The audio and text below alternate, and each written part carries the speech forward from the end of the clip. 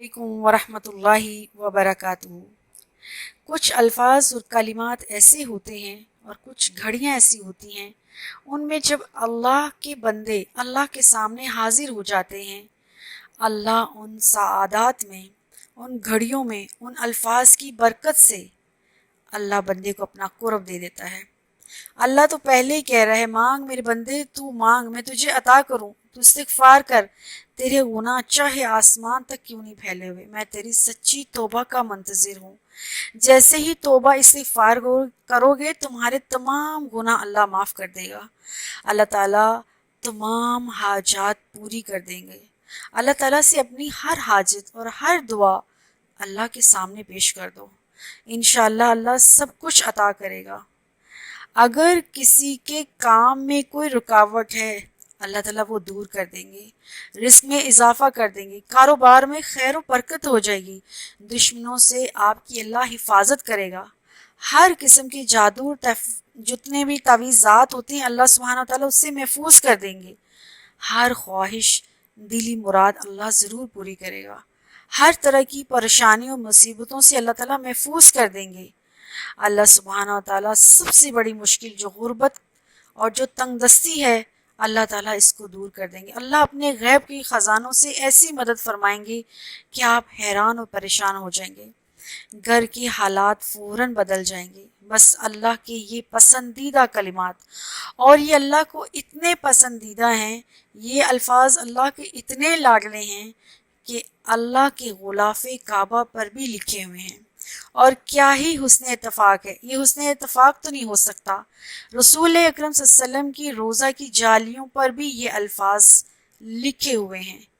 वो कलिमात जो रसूल अकरम सल्लल्लाहु अलैहि वसल्लम की जाली मुबारक पर भी लिखे हों, जो खाना काबा के गुलाफ पर भी लिखे हों, उन अल्फाज के पीछे कोई तो अल्लाह ताला का राज होगा, कोई तो अल्लाह ताला की उसमें हिकमत है। इन अल्फाज को पढ़ने के बाद घरों में रहमतें और बरकतें हो जाएंगी। हर शख्स माला माल हो जाएगा। ख़ास तौर पर परेशानियाँ, तंगदस्तियाँ, मुसीबतें और रुकावटें सारी की सारी खुल जाएंगी। नमाज से पहले अच्छी तरह वज़ू करें, और फिर जो भी नमाज का वक्त है, अगर फजर की नमाज के बाद अगर इस वजीफ़े को पढ़ लें तो सबसे ज़्यादा बेहतरीन हो जाएगा।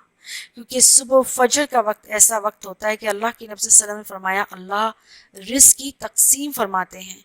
तो फजर की नमाज पढ़ के अपनी जगह पर ही बैठ जाएं, उठे नहीं। अल्लाह के सामने फ़कीर बन जाओ, मस्कीन बन जाओ, और उस बादशाह के सामने अपनी झोलियाँ फैला दो। वो बादशाह पूरी कायनात को हर एक दिली मुराद उसकी पूरी भी कर दे, सबकी गुर्बतें, परेशानियाँ और मुसीबतें हल कर दे, पूरी कायनात की सारी झोलियाँ भर भी जाएं, तो अल्लाह के ख़जानों में सिर्फ इतनी कमी आए, शायद इतनी भी ना आए कि एक चिड़िया एक बड़े समंदर से एक चूंच भर के पानी का ले जाए। सुबहान अल्लाह, अल्लाह के ख़जानों में इतनी कमी भी नहीं आती। अल्लाह के लिए क्या मुश्किल है? वो अस्समद है, अल खालिक है, और रज़्ज़ाक है, वो अरहमुर राहिमीन है, ज़ुल जलाली वल इकराम है। तो अल्लाह के नबी सल्लल्लाहु अलैहि वसल्लम ने फरमाया, जो शख्स ला इलाहा इल्लल्लाहु अल मालिकु अल हक्कु अल मुबीन 100 बार पढ़ लेता है, अल्लाह सुब्हानहू व तआला उसके तमाम कर्ज़ों को उससे दूर कर देता है। उसके तमाम कर्ज़े खुद ब खुद उतर जाते हैं। सुबहान अल्लाह। ये कलमा शरीफ रसूल अकरम सल्लल्लाहु अलैहि वसल्लम के रोज़ा मुबारक की जालियों पर 24 मरतबा लिखा हुआ है। ये कलमा शरीफ अल्लाह के घर पर लिखा हुआ है। इससे बढ़कर हमें क्या चाहिए? और अल्लाह के नबी सल्लल्लाहु अलैहि वसल्लम ने फरमाया, ला इलाहा इल्लल्लाह, ये जन्नत की कुंजी है।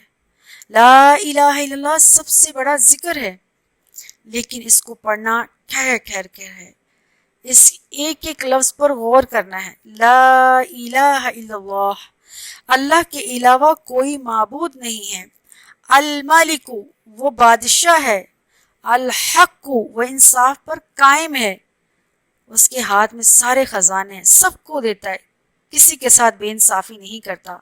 अल मुबीन, जो बड़े दिल का मालिक है, जो खुले जहन का मालिक है, वो किसी को ऊंचा बड़ा अमीर गरीब گورے کالے کا فرق کرتے ہوئے نہیں دیتا، اس کی تمام مخلوق اس کی ہے۔ اور جو شخص فجر کی نماز کے بعد خاص طور پر روزانہ اس کلمہ شریف کی بلا ناغہ 100 بار تسبیح پڑھتا ہے، اللہ سبحانہ تعالیٰ اس کی قبر اور اس کو حشر میں سرخرو کرے گا انشاءاللہ۔ اس کو دوزخ کی آنچ چھو بھی نہیں پائے گی، جہنم اس پر حرام ہو جائے گی انشاءاللہ۔ دنیا میں بھی عزت پائے گا۔ مشکل سے مشکل کام بغیر تدبیر کے اللہ اس طرح سے آسان کر دیں گے کہ وہ سوچ بھی نہیں سکے گا۔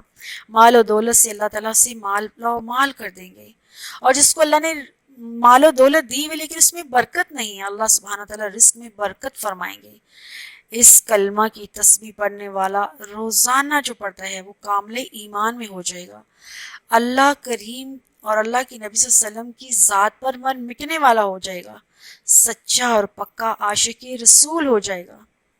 حضرت سیدہ فاطمہ رضی اللہ تعالی عنہا اس تسبیح کو فرمایا کرتی تھی، اور اس تسبیح کی برکت سے وہ سیدہ فاطمہ جو امام حسن حسین کی والدہ، مولا علی کی گھر والی، تمام عورتوں کی سردار، تمام جنت کی عورتوں کی سردار، اگر وہ یہ تسبیح پڑھتی ہیں اور اللہ سبحانہ و تعالیٰ سے وہ نعمتیں پائی کہ اللہ نے ان کو تمام جنت کی عورتوں، دنیا اور آخرت کی تمام عورتوں کی سردار بنا دیا، اللہ نے ان کی اولاد سے اس دین کو زندہ کر دیا، اللہ نے سید کائنات اللہ کے نبی صلی اللہ علیہ وسلم کی سب سے لاڈلی بیٹی جو سب سے پہلے اللہ کے نبی صلی اللہ علیہ وسلم سے جنت میں ملاقات فرمائیں گی، یہ وہ بیٹی ہیں جو اپنا ایک ایک زندگی کا لمحہ اللہ کی خاطر گزار کے چلی گئی۔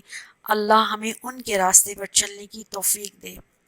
تو جو شخص لا الہ الا اللہ، اس کا ایک ایک لفظ الگ پڑھنا ہے، محسوس کر کے غور کر کے پڑھنا ہے۔ لا الہ الا اللہ المالک الحق المبین، اللہ اس کے اندر بھی اہل بیت سے محبت کرنے کا جذبہ پیدا کر دیں گے انشاءاللہ تعالی، اور انشاءاللہ اللہ ان کو بھی جنت کی اعلیٰ مقامات دیں گے۔ اللہ اس دنیا میں بھی رزق کی کمی نہیں چھوڑیں گے، اور اللہ آخرت میں بھی اچھی سرخروئی دیں گے انشاءاللہ۔ تو اپنی عادت بنا لیں، 100 بار روزانہ فجر کی نماز کے بعد ایک تسبیح یعنی 100 بار لا الہ الا اللہ المالک الحق المبین اللہ کے سامنے گڑ گڑائیں، سچی توبہ کریں، اللہ تمام بندشیں، رکاوٹیں، رزق کی کمیاں دور کر دے گے، اور وہ سب کرنے والی ذات اللہ سبحانہ و تعالیٰ کی ہے۔ آمین۔ السلام علیکم ورحمۃ اللہ وبرکاتہ۔